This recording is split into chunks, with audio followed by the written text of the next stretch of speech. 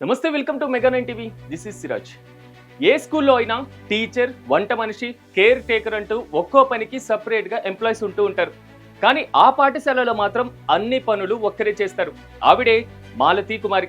ఈ పనులన్నీ ఆవిడ ఒక్కరే ఎందుకు చేస్తున్నారో ఇప్పుడు తెలుసుకుందాం.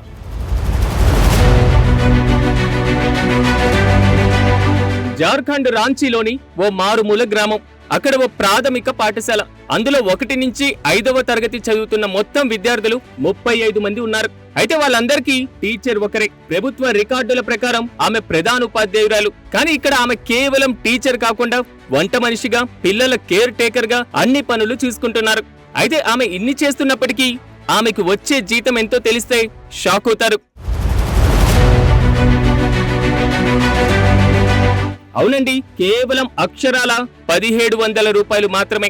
అది కూడా ఎప్పుడో ఒకసారి మాలతి బ్యాంకు ఖాతాలో క్రెడిట్ అవుతుంది. తన ఫ్యామిలీ విషయానికి వస్తే ఏళ్ల క్రితమే మాలతి భర్త చనిపోయారు. దీంతో కుటుంబ బాధ్యతలన్నీ ఆమె మోస్తున్నారు. ఉపాధ్యాయురాలు కావడంతో మాలతికి వితంతు పింఛన్ కూడా రావడం లేదు. దీనికి తోడు మధ్యాహ్న భోజన పథకంలో రావాల్సిన సరుకులు, సామాగ్రి కూడా అధికారులు సప్లై చేయడంలో విఫలమయ్యారు. అయితే కొన్నిసార్లు తానే సొంత ఖర్చులతో పిల్లలకి భోజనాలు వండి పెడుతున్నారు. ఇది ఆమెకు ఆర్థికంగా భారమైంది.